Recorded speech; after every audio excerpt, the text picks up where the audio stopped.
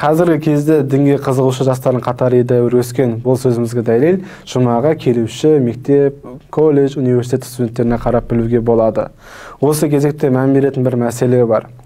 Дінге енді ғана бет бұрған адам өте эмоционалды болып келеді. Ал ондай күйде жүрген адам кез келген ақпаратты тез қабылдап алуға дайын болады.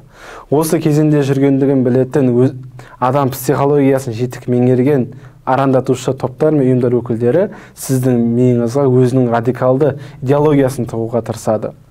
Сол себепті осындай топтардың бір мүшесі болмас үшін сіз өзіңізді мазалаған сұрақтарды ресми тіркеуден өткен дін өкілдерінен сұрауды ұсынамыз.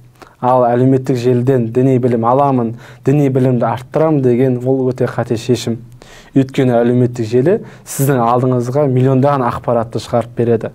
Ал ол ақпараттың дұрыстығын, бұрыстығын алғашқы діни білімі бар адам болмаса ажырата алмайды.